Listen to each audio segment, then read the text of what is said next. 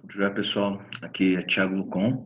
Primeiramente, eu gostaria de agradecer o pessoal da SPE aí pelo convite para poder falar um pouquinho aí nessa Clarabóia Espeleológica, pela iniciativa desse evento, né? Nesses tempos aí que todo mundo tem que ficar em casa, então está gerando aí uma luz sobre o conhecimento, ok? Bom, pediram para eu falar um pouquinho de hidro, né? O que casa bastante com o meu estudo de doutorado, então vou apresentar aqui um pedacinho dele, ok? Um dos artigos aí que trabalhou no doutorado. Bom, projetar aqui.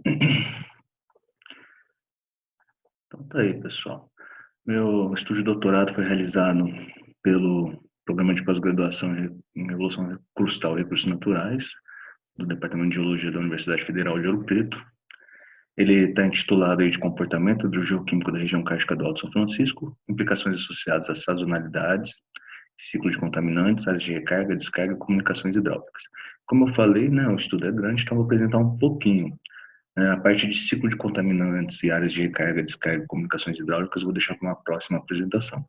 Hoje eu vou apresentar o artigo Natural Background Level and Seasonal Influence on Groundwater Chemistry of the Upper São Francisco Karst Region. Tá? Antes de apresentar ele, eu vou fazer um pouquinho uma caracterização da região em estudo. E lembrando aí, quem quiser acessar a tese, está disponível aí no repositório da UFOP. A tese foi, né, orientada aí pela doutora Maria Ângela e orientada pelos doutores aí, Edivane e Paulo Galvão. Bom, antes de começar, né, a caracterizar a região, queria me apresentar, né? Sou biólogo por formação, especialista em gestão ambiental pelo Instituto Federal, qual também trabalhei dando aula lá por um bom tempo. Realizei o mestrado em engenharia ambiental pela DEAMB, da UFOP, e recentemente acabei meu doutorado aí pelo DGEL da UFOP, ok? Bom, meu conhecimento de espélio, né? Desde 2007 que eu vim para Ouro Preto, eu entrei na SPE, sou membro até hoje, então a gente pode observar que já são 13 anos de espeleologia. Atuo em diversas áreas da espeleologia, né, como bioespélio principalmente, né, na minha área de biológicas, mas hoje aqui eu vou apresentar minha área mais acadêmica, que seria recursos hídricos, ok? Como conheci a região do Alto São Francisco? Em 2010 a 2012 a gente executou um projeto Arcos Pães de Espeleologia, né, com essa foto aqui do nosso amigo Frederico Moreira, lá da região. Nesse projeto a gente caracterizou a região, duas bacias hidrográficas, cadastrou mais de 850 cavidades, e frente a esse banco de dados que a gente gerou, eu não queria perder, né, eu escrevi um projeto de doutorado utilizando esses dados, o qual aí eu vou apresentar então um pouquinho desses resultados hoje, beleza? Bom, então, começar caracterizando essa região de estudo, né, o trabalho foi realizado na bacia do Rio São Miguel, né, que está localizado no Alto São Francisco. Ela abrange 5 municípios mineiros, Pains por inteiro, grande parte do município de Arcos, Iguatama, Córrego Fundo e Formiga. Ela dista 350 quilômetros aqui de Ouro Preto. Para acessar a região, a gente sai de Belo Horizonte pela 262, depois pega a 050, o qual a gente acessa então Pains. Aqui é um modelinho digital de elevação da área, realizada no projeto Arcos de Biologia, né, que a gente trabalhou essa área toda. Foi feita aí pelo nosso colega Thiago Duque. E nesse modelinho a gente consegue observar os pontos mais altos da região Serra de Pimenta e os mais baixos aqui do Rio São Francisco. Né, aqui tem a bacia do Rio São Miguel, tem a bacia dos Patos. E lembrando que nossa área em estudo que eu vou apresentar hoje é só a bacia do Rio São Miguel, ok? Bom, aqui em relação à bacia hidrográfica, né, a bacia do São Miguel está inserida na bacia do São Francisco, a importante bacia hidrográfica nacional, tem mais de 639 km². A bacia do São Miguel está especificamente localizada no Alto São Francisco, que por sua vez aí tem mais de 235 mil km². E a bacia do Rio São Miguel em si tem 520 km². É bem menor que os demais, mas para uma pessoa só monitorar, vamos dizer que é bem grande. Se a gente pegar de cabo a rabo da bacia e de nascente a foz, dá mais de 40, 45 quilômetros. Ok? A bacia do Rio São Miguel tem 7 tributários: Hidromoendas, Córrego da Barra, Córrego dos Britos, Córrego Santo Antônio, Córrego das Almas, Rio Candonga, Córrego do Mandembo, Córrego do Fundão e Rio São Miguel. Ok? Bom, aqui já é um mapa de uso e ocupação do solo, né, realizada pela Débora em 2018. né, atualizado, né, pela Débora em 2018, já tinha um do Xerém antes, e aí ela mostra, então, os centros urbanos, as atividades minerárias, as atividades pecuárias, né, e as classes de uso, urbanização, solo exposto, maciços calcários, pastagem, vegetação e água. A gente observa aí que 61% da bacia, né, é classificada como pasto. Urbanização, mineração lá 1,8, 1,7. Né? Então a gente observa que nossa bacia aí tem aptidão aí agropecuária, vamos assim dizer. Né? Isso pode gerar influência na química das águas? Sim. Né? Por isso que eu estou apresentando esse mapa de uso e ocupação para a gente rastrear, né, possíveis anomalias oriundas aí de atividades minerárias, de atividades pecuárias, entre outros, ok? Aqui é a plataforma carbonática do Grupo Pambuí, é o nosso Crato São Francisco, onde está localizada a nossa região em estudo, está aqui no extremo sul do Craton. Aqui já é um mapinha geológico da região, né? A gente pode observar aí os lineamentos estruturais, as cavidades cadastradas, né, sobre geologia. Esses lineamentos estruturais para o artigo, por exemplo, de comunicações hidráulicas, é bem válido, muito interessante observar aí as redes de fluxo subterrâneo com ele. Mas para hoje é mais a geologia que a gente vai trabalhar. Então a gente observa que na bacia predomina o membro Lagoa Santa, são calcários mais puros.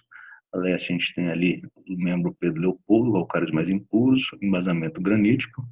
E sobre a cara dos principais rios aí, Condonga e São Miguel, a gente tem os depósitos fluviais. Pessoal, esse mapa que foi gerado com dados CPRM, depois, com o andar do estudo, a gente observou que aqui tem uma modificação, inclusive pelo padrão de drenagem, né? Mais para frente eu vou apresentar aí que a gente atualizou esse mapa, então, com o mestrado do Pedro, ok?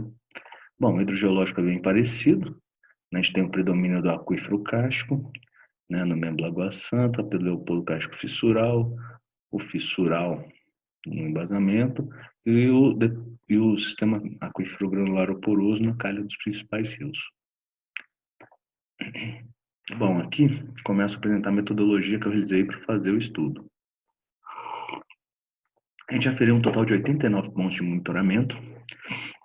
Desses 89 pontos, 14 compreendia de águas de chuva, 36 de águas superficiais e 39 águas subterrâneas. E a gente monitorou esses pontos por 2 campanhas de seca e 2 da chuva. A gente chegou a mais aí de 356 amostras coletadas, tratadas, que embasaram, então, para a gente apresentar aqui os dados do artigo, ok? Bom, aqui é só para ilustrar, nossos coletores de água meteórica, tinha mais de 15 espalhados na bacia, o jeitão que eles eram, né, que a gente enterrava caixa de isopor com galões dentro, comunicado com mangueira, conectado aí a funis e o flúor. Tinha 2 coletores, um que era para hidroquímica, outro para isótopo, mas hoje eu não vou falar muito deles, que isso aí é mais para artigo que os isótopos, né? Então tá aí, nossos coletores de água meteórica. Aqui tá nossos pontos de águas superficiais. A gente observa aqui um ponto perfeito, né, que a gente para nosso laboratório móvel aí em cima ou do lado aí para analisar. Aqui é a foz do Rio São Miguel, na seca, que a gente atravessa aqui com água na canela, aqui é o São Francisco. Na chuva você não chega nem perto disso aqui, fica cuspindo água para todo quanto é lado. E aqui é o São Francisco. Aqui é uns pontos de água de monitoramento subterrâneo, como espeleólogo, eu gosto de cavernas e tentei pegar todas as cavidades com rio dentro. Né? Então a gente tem ali a Loca Feia, a Mastodonte, o rio dela, o Narigudo e o seu rio, e como é água subterrânea, a gente também analisou os poços tubulares, né? Todos os poços tubulares do sistema de abastecimento de água da região do SAI. Bom, então ali estão nossos pontos, agora é o nosso fluxograma metodológico. A gente tinha análise que a gente realizava no local, no córregozinho, né? E tinha análise que a gente realizava posterior. No local a gente ia com multiparâmetro, um oxímetro, um turbidímetro e colorímetros, e coletava água para correr depois a alcalinidade, ver os elementos maiores, menores, traços, terras raras, e também os isótopos de deutério e oxigênio. Aqui para ilustrar um pouquinho dos parâmetros coletados, né, com o nosso multiparâmetro que a gente tinha no departamento, o Lutamida, a gente coletava 6 parâmetros, pH, pH, condutividade e resistividade elétrica, sólidos totais solvidos e temperatura.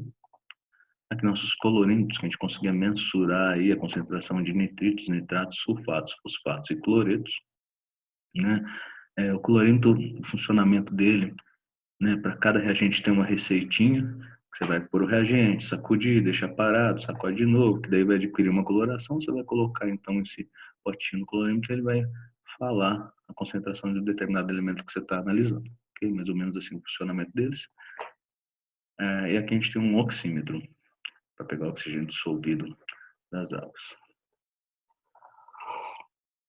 Então, aquilo lá que a gente fazia no ponto. Fora isso, o que a gente fazia? Coletava aí cerca de 1 litro da água para correr a alcalinidade. A gente fazia isso no mesmo dia, de noite, né? Aqui era meu alojamento, meu laboratório, né? Meu tudo lá na região, a Secretaria de Meio Ambiente de Pains, a antiga Secretaria de Meio Ambiente de Pains. Para cada etapa de campo minha, pessoal, demorava cerca de 1 mês. É isso quando eu já estava afiado com a análise. Então a gente vê aí que é bem complicado mexer com água, né? Então tá aqui a Bruninha que fez mestrado na região e aqui então a amostra para correr a alcalinidade. Aqui já é a coleta de amostra para trazer para o laboratório e ver os elementos maiores e menores das terras raras. A gente coletava água, então cerca de 30 ml, né? Coletava com uma seringa, na seringa tinha um filtro acoplado com 0,45 micra, né, dos poros. A gente filtrava, então punha nesse polietileno de alta densidade, jogava ácido nítrico na amostra para estabilizar, fechava, identificava e conservava, então, refrigerada. Okay? Então, essas amostras a gente coletava. E além dessas amostras, a gente também coletava mais uma amostra de isótopos, que daí era em vidro tipo âmbar, daí tinha que ter cuidado para fechar a amostra sem bolhas de gás dentro, né, com batoque, parafilme, daí para isolar. Tudo isso aí para evitar bolhas e evitar fracionamento na assinatura. Mas isso aí deixa para o próximo artigo de isótopos, que eu explico melhor. Bom, então frente aí, a gente já conheceu a região ali de estudo e a metodologia que eu realizei. Então agora a gente vai apresentar o artigo, né, o Natural Background Levels and Seasonal Influence on Groundwater Chemistry of the Upper São Francisco Karst Region. Ele foi publicado aí no Brasil Journal of Geology. E por que, né, de se estudar água, gente? Por quê? Ainda mais água cáustica, né? Porque tá aí, aquíferos cáusticos já abastecem 25% da população mundial. Né? Estima-se que em 2025 será 80%, embora essa referência está meio duvidosa ainda. Mas complementando o assunto, né, recentemente foi lançado aí um mapa de aquíferos cáusticos, né, pelo Shen, nosso colega Auler, e eles relatam no artigo aí que em alguns países e regiões como Áustria, Europa, Sudeste da China, a água cáustica já contribui com 50% ou mais do abastecimento. Então, a gente está observando aí, né, a necessidade de se conhecer, né, as águas cáusticas. E gostaria de relatar também mais outros quesitos, né? Por exemplo, quem trabalha com água, ou qualquer área, né? Se tivesse contaminação, por exemplo, daí já dá um aval na sua pesquisa, né? Ele tem uma, um apelo maior. E quando a gente não consegue achar isso? Né? Isso aí foi um caso que ocorreu com o pessoal da FMG, daí eu falei dessa metodologia que eu vou apresentar nesse artigo. Porque com essa metodologia a gente caracteriza as águas, por exemplo, de região cárstica, não só de região cárstica, no caso aqui foi feito para a região cárstica, mas para todas as regiões. E por que isso? Pessoal, isso aí a gente busca, com esses dados, subsidiar a formação de novas leis, que as leis atuais, né, a gente sabe que o Brasil é mega diverso, inclusive litológico, a água vai adquirir as composições ali por onde ela passa, então águas calcárias, por exemplo, o pH já dá levemente básico, de 8 mais ou menos, para quartzito já dá neutro ácido, né, e a nossa lei fala, em geral, todas as águas, ela pega todas as águas que passam em todas as litologias, joga num saco, né, e daí tá lá os limites e padrões estabelecidos para todas. E a gente sabe que cada região tem a sua característica, suas peculiaridades. Então, por isso a necessidade de realizar aí o NBL para as regiões em geral, né? Não só o cástico, ok? Bom, então no artigo apresenta a nossa bacia, onde ela está localizada, lá que eu já mostrei, no Alto São Francisco. Aqui, como é para as águas subterrâneas, né? Lembrando aí que para as águas superficiais, pessoal, a gente fez também um artigo falando da qualidade dessas águas, e está publicado na Geonons. Esse aqui, então, é para as águas subterrâneas. A gente pegou os principais cátions e ânions das águas, e o arsênio, bário e o zinco, e realizou, então, esse artigo. Aqui nossos pontos, então, de monitoramento de água subterrânea. Eu degradei eles, né, porque tem diferença. Aqui a gente tem os cacimbas, poços amazonas, poços caipiras, cada um chama de um jeito, né? Aqueles poços rasos, os poços tubulares as cavidades com rio dentro e surgências e sumidouros, pedra do pescoço, angolinhas, né? Então tá aqui nossos pontos. E para o cálculo desse NBL, né, do valor de fundo natural, né, o pessoal não gosta muito de chamar assim, a gente utilizou a metodologia proposta pela APAT e pela INSPRA, né, onde essas metodologias aí definem os valores de 90 e 95 percentis da probabilidade. Vou mostrar como que é isso, ok? Mas antes vamos falar um pouquinho o que é esse projeto BRIDGE. O projeto BRIDGE, né, ele delibera que todos os países membros da União Europeia realizem esse estudo nas suas águas subterrâneas, para ter conhecimento, né? Então tá aí, ele delibera, então a gente utilizou muito essas deliberativas deles aí. Uma delas foi a da Itália, né, que é a parte 2009 aqui, que é aqui que vem aquela tradução equivocada do valor de fundo natural, né? Mas aqui no Brasil a gente prefere então chamar de Natural Background Levels. É um protocolo italiano, e ambos aí, um fala 90 e outro 95, a gente utilizou os dois, né, relatam como trabalhar esses dados. Bom, vou apresentar agora essa metodologia, então tá aqui. Então a gente plota nossos dados, aqui foi, por exemplo, o cálcio, período chuvoso e seco, a gente plota nossas concentrações e vai pegar o valor de 90 e 95%, certo? Então tá lá, ó, 130 e 120, 110, mais ou menos. Além desse valor de NBL, a gente também vai brincar com o box plot, esse gráfico trabalha de que forma? Ele tem a mediana, 25% abaixo e os 75% acima, e fora isso tem os outliers. Então, a gente observa que nos gráficos de cálcio, por exemplo, da amostragem, que no período chuvoso, grande parte das águas aí estão entre 80 e 100 miligramas por litro. Já no período seco, ele modifica para 90 e 70, mais ou menos. Então, a gente está vendo o comportamento da água frente a essa sazonalidade aqui, ok? Eu queria apresentar esses dados porque eu peguei todo aí, o NBL, o Q1, mediano, Q3, para montar meus mapas, né? Porque, como eu falei, eu sou biólogo de formação. Então, eu tenho uma certa dificuldade aí com números. E, né, eu gosto de desenhar para enxergar. Então, foi através dos mapas aí para poder enxergar o que está acontecendo na área, ok? Bom, então no artigo a gente começa apresentando os tipos de água que ocorre na bacia do São Miguel, aqui é um gráfico de Piper, com nossa amostragem tanto do período seco quanto chuvoso. A gente observa então que predomina na bacia águas bicarbonatadas sódicas e bicarbonatadas cálcicas, principalmente, né? Bicarbonatadas sódicas está só ali sobre o membro Pedro Leopoldo, já o resto predomina bicarbonatadas cálcicas, e a gente observa que é um ponto de mistura. E como eu falei lá no começo, né, que o mapa geológico da CPM a gente observou que está equivocado aí a paleta, né, que aí na verdade é o grupo Samburá, formação Samburá. Por isso que deu essa água, essa mistura de águas, ok? Então, né, nosso estudo hidroquímico ajudou aí a ajeitar, né, o mapa geológico. Bom, agora vamos falar dos resultados aí obtidos, então. Então, aqui eu trago os dois principais cátions aí, cálcio e magnésio. Tá aí a frequência acumulada, o box plot e nossos mapas realizados com base nesses dados. Né, olha lá, Q1 a mediana Q3, Q3 até NBL acima do NBL. Pessoal, acima do NBL é que começa a dizer que é uma água diferente, que passou 90%, né, está nos 10% acima, então realmente é uma anomalia, o que seria acima do NBL, ok? Então esses dados é bom para rastrear isso, o que está normal, o que não está. Bom, vamos lá. Então tá aí, nossa bacia, e com esses dados a gente consegue observar que tanto o cálcio quanto o magnésio, né, está sendo influenciado diretamente pela geologia, pelos calcários puros do grupo Lagoa Santa, do membro Lagoa Santa. Ok? Então tá aí, a gente vê então o cálcio e magnésio sendo influenciado pela geologia. Aqui eu já trago o potássio e o sódio, né, a dispersão deles. E novamente a gente consegue observar o que é uma influência geológica, só que dessa vez a gente observa aí que o embasamento que está dando os estouros aí para o potássio, né, já na região dos calcários mais puros ele aparece em baixas concentrações comparado com o leste ali, onde tem um embasamento.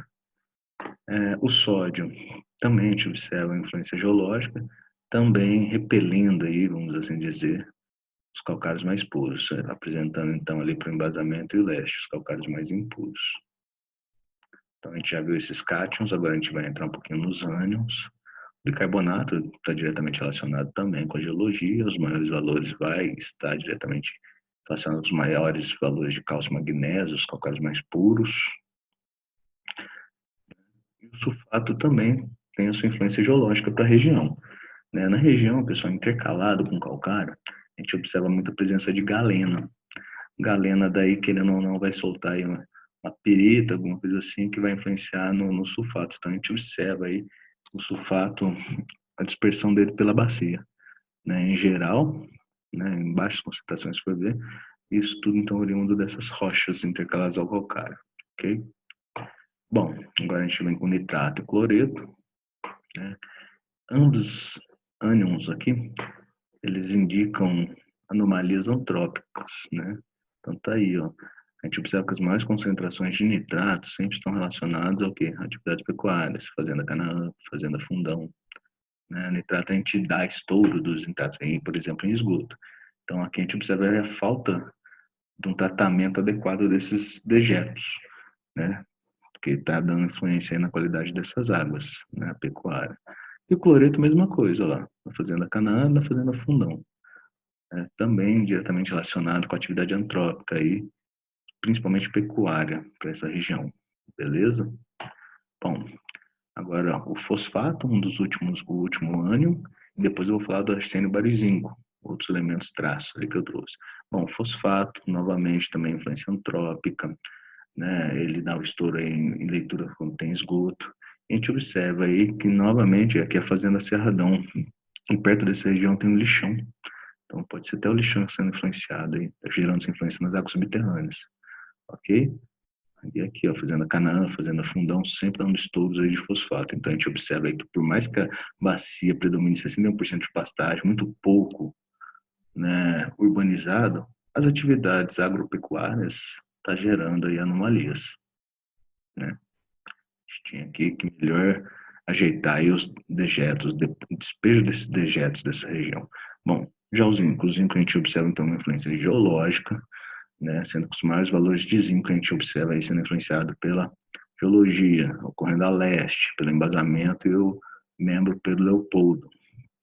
Bom, aqui eu trago o arsênio e o zinco e o bário, né, ambos a gente observa aí uma influência geológica, né, a gente observa o arsênio distribuído na bacia toda, mas com baixas concentrações, com exceção nesse ponto que está em alta, né, esse ponto, esses outliers aqui, ó, variando de 10 a 12 e pouquinho. Ok? Mesma coisa do zinco, do bário aqui, ó. Né? Só que o bário a gente observa que o estouro dele dá onde? No embasamento. Né? Então ele nos mostra aí o embasamento. Já o arsênio a gente observa disperso pela bacia, porém só um ponto com anomalia. Então eu vou depois falar um pouquinho mais a fundo desse arsênio, deste ponto específico. Bom, então tá aqui nossa tabela com nossas concentrações, nossos NBRs 90, 95, os thresholds que antigamente era utilizado no Brasil. Esse REF são os valores permitidos por lei, né? E o sulfato é máximo é 100, nitrato é 10. A gente observa pontos na bacia aí, ó, com alta concentração acima, né, sendo considerado então contaminados. Mas o que eu queria chegar nessa tabela, né?